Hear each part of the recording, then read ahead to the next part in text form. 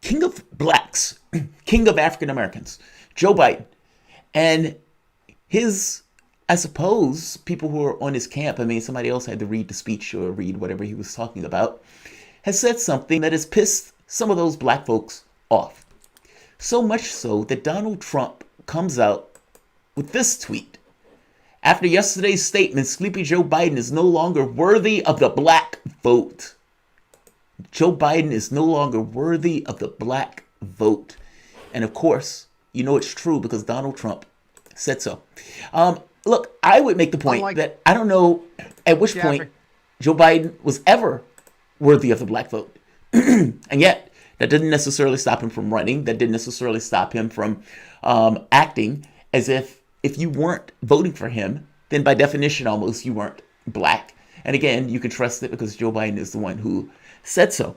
Joe Biden has argued that black folks can't take care of their kids. He argued that on the debate stage. He's lied about being part of the civil rights movement, a lie that he recycled going back from the 80s when he admitted that that was indeed a lie. There was the point that Joe Biden made that blacks aren't blacks if they're not voting for him, was instrumental in setting up the attitudes and the procedures in our criminal justice system that led to the death or the killing or murder of George Floyd, not to mention the other 1,000 people who get killed every year. Or for that matter, having 25% of the world's population in our prisons, despite only having a little bit more than 4% of the world's population.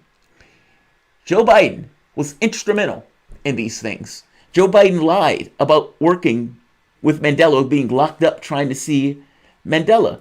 And in an election that's basically running off hubris and the prayers of the 1%, Joe Biden has been able to basically coast. Now, part of that has to do a lot with Trump. Part of my ire, and I think part of the biggest aggravation to me, has been the support that Joe Biden has been getting from blacks. Now, Hillary Clinton got like 91% or 93% of the vote share during her election, and she offered nothing. She offered nothing. So what could it be that has pissed so many people off that Joe Biden has said this time around that the other items have not necessarily sunk his campaign among that particular constituency? Joe Biden makes the point that blacks are monolithic.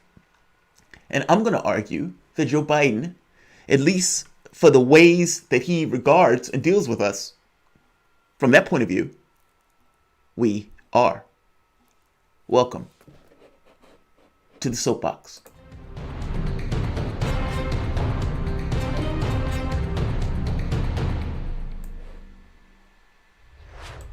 My name is Jamarl Thomas. This is the Progressive Soapbox. Guys, if you dig this content, please like, share, and subscribe. You can always support this content through PayPal or Patreon. This content is brought to you by you, and I appreciate you the opportunity for allowing me to do so. Cheryl Tyler, put an item up talking about Mike Pence, and I'll check it out, Cheryl. I just didn't get the opportunity to do it yet. Joe Biden, king of blacks. Joe Biden. What could Joe Biden possibly say to create consternation in this group that has so lifted Joe Biden on their wings and hefted him over the nomination? Let's take a listen to it for yourself.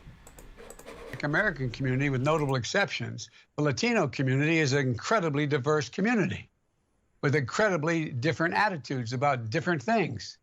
What you all know, but most people don't know, unlike the African American community, with notable exceptions, the Latino community is an incredibly diverse community with incredibly different attitudes about different things. What you all...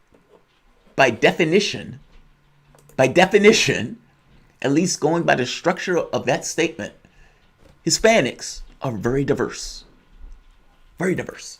This guy's thinking about that guy's thinking about that.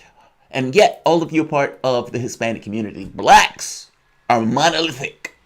And I know this because I am king of blacks, Joe Biden. Here's the thing. From Joe Biden's framing of the world and point of view of the world, I would imagine blacks are monolithic. If Joe Biden has to offer or doesn't have to offer anything, if Hillary Clinton doesn't have to offer anything, if pretty much any random Democrat that runs in the primary process, or for that matter, is going to vote for somebody in the general election, the Democratic Party doesn't have to offer you squat. He could have chose Elizabeth Warren for his vice president. No, he may choose Elizabeth Warren. I don't think he is. He could have. It wouldn't have mattered. All of the protests and all of the people saying that Joe Biden must choose a black woman for his president. Even if Joe Biden didn't do that, do you honestly believe that his percentage of the vote share of African Americans was going to diminish one iota?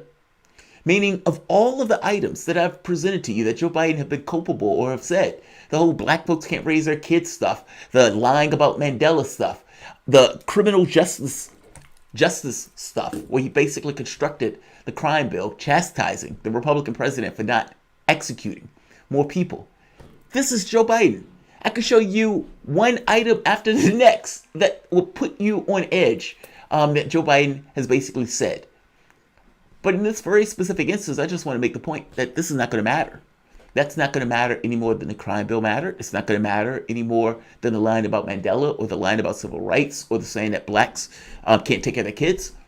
It's not going to matter because ultimately, from a standpoint of voting, blacks are predominantly monolithic. And from Joe Biden's framing of the world, when he's trying to get elected, he considers them so.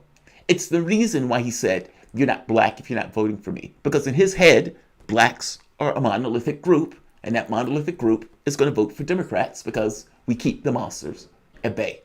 If Biden was talking about anything, he's talking about that specific phenomena of devoting and giving that much attention from standpoint of votes to people who don't offer you anything. His very presence, just the very fact that he will be the guy who would stop the Republican from getting in office, isn't of itself what he and other Democrats offer African Americans. That's not the same thing as policy. Meaning, even choosing a black woman for your vice presidential spot doesn't really matter. Ultimately, what matters is what benefits materially the people of your particular society, especially the people who are representing and who are putting you in that office because of the support that you're getting. The catch here is, because you give that much support, however, he does not have to give you anything. Because you dedicate 90% of that support to Joe Biden, or you were going to give that much to Hillary Clinton, because you're giving so much support that Joe Biden can look at his options and knows that that's not anything that he needs to discharge or to give you, because ultimately you've given him everything for nothing. If you really wanted to get policy that was in your best interest, you have all of these African Americans that are dying from COVID-19. If you wanted to have Medicare for all for something like that, if you wanted to have those treatments for COVID-19 covered, that in some cases are going to run into millions of dollars, Medicare for all would do that. If you wanted to ensure that each and every kid had the same level of opportunity in the way that they could go to pretty much any school that they wanted to the degree that they wanted to, without having $100,000 in debt or $50,000 in debt on their back. You could do that. Both of those things would be magnificently beneficial to the African American community. None of those things you will get.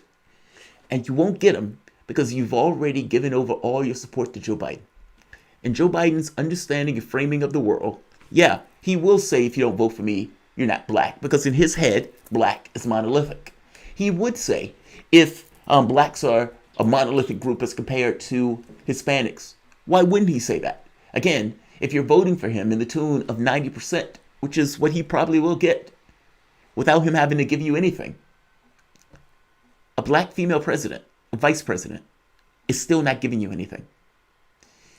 What I mean by that is, if you really want to get the Democratic Party to function in your interests, if you really get sick of wringing your hands saying, oh, they're taking advantage of us, then you need to be willing to stand outside of the political space and argue for what is in your best interest and the things that you want. If you want Medicare for all because you realize the amount of healthcare bills that people are going to have to deal with, if you realize the millions of people that don't necessarily have healthcare anymore because they lost their jobs, especially from the standpoint of African Americans or Hispanics, if they want your support, they need to justify why they win back Medicare for all to ensure that you're maintained health-wise. If they want your support, especially to the tune of like the 90% that you would give them, then yeah, maybe you should stand under that policy of cover all of these college costs and then you may get my support. I'm saying that your vote is transactional. It should depend on the policies that you're getting for that vote. Do you honestly believe the billionaires that are putting money in Joe Biden's pocket is doing so to get nothing out of that deal? Do you honestly believe that the healthcare executives, the people in the oil and gas that were working with Joe Biden and as part of his group, are not getting anything out the deal for all of that cash? The difference is you don't have monstrous amounts of cash like that. What you do have is your support and your vote. You have dollars and you have pitchforks. If you are not willing to stand outside of the political space and argue for Medicare for all, and argue for a wealth tax, and argue for an increase in minimum wage, to argue to get rid of student debt entirely, and to make college and universities, state college and universities and institutions free of charge, or for that matter, if you are not willing to stand outside of the political space and argue for Medicare for all, if you are always willing to accept the argument of you have nowhere else to go, or blue no matter who, or whatever this other nonsense that they put up, then you will never get the policies that are in the best interests of our group, our race, our class. All of those things will remain just outside of your reach if you're not willing to let Democratic Party lose. They should come and get your vote. It should be a situation where they need to justify not accepting Medicare for all when 88% of Democrats back the policy, of not backing elimination of student debt when you have 60, 70% of the population of Democrats that agree with the policies. Meaning, if you go down the list and there's one policy after the next that the Democratic Party, meaning the public and the people, agree with, but the party elites, for whatever reason, don't, then it is impossible for you to get those items by continuously supporting a party that in no way supports your interests. And until you get to the point of being willing to let them lose, to say, these are the policies we want, these are the policies we expect. If you want us to vote to the tune of 80%, 90%, then you are going to have to push forward policies that are in the best interest of not just us, because what we want is just what everybody else wants. A decent life, a secure life, to be able to pay for your kids and to pay for the things that you need to live your life. And those are things that much of the population, especially a lot of the African American population, don't have. And they don't have it for, acts of God. These things are acts of policy. Joe Biden, in this, if you want to call it a gaffe, he's probably just being honest in the way that he looks at the world. And the feelings that people have about it don't matter one iota, because those people, regardless of how they feel about it, are still going to end up and vote for any random Democrat. It just so happens that this random Democrat, man out of time, is Joe Biden. I think it's sad. This person can say you can't raise your kids. This person can go out and functionally go through policy that puts people that look like us in prison for longer, and that made it that much more rabid in regards to the criminal justice system and the way that it dealt with the population. Joe Biden. That's who that guy is. And yet, that's still the guy that many are going to go and pull the lever for. Many may take a shower after it. And I'm not necessarily saying the attitudes of each individual African American as you go out through society is the same. I am saying, though, that if you have 90-something% of people putting Joe Biden in office, then I would say yes. The attitudes, at least in the context of voting, which is the only way that he regards African Americans of any kind of concern, is monolithic. And he knows it, and he skates off of it. He may come back and say, oh, wait, I didn't mean it in those terms, but he did mean it in those terms. And why wouldn't he mean it in those terms when exponentially Clinton was going to get her 90% and he is going to get his 90%? Didn't matter what he did, he was still going to get that 90%. Yes, Joe Biden, in the context in which he regards African Americans, is right. Voting-wise, blacks are monolithic. But that's out of fear. That's not necessarily out of affirmative want. Meaning, you're so terrified that the monsters are in the other party, you're willing to vote for whatever random Democrat. But as long as that system, as long as that scam holds true, that Hispanics are terrified of Republicans, so they vote Democrat, of blacks being terrified of Republicans, so they vote Democrat, or the poor and people of a particular class being terrified of Republicans, so they vote Democrat. You've basically given a Democrat a free pass to be and do anything, including being free to move as far and as fast to the right as they possibly can, arguing that they're least worse. But that argument of least worse ensures that the policies and the ideas that you want espoused in the world will never come to be, as long as that fear hurdle remains there. It's not that Trump isn't grotesque. It's more so that the Democrats aren't beauty queens, and that level of least worseness is the thing and is part and parcel to the reason that many of the policies that we want and that the American public agrees with, as shown by 2020 and the policy prescriptions to which they were voting for, can never get those if you're always willing to settle for things that you don't want. Like, share, and subscribe.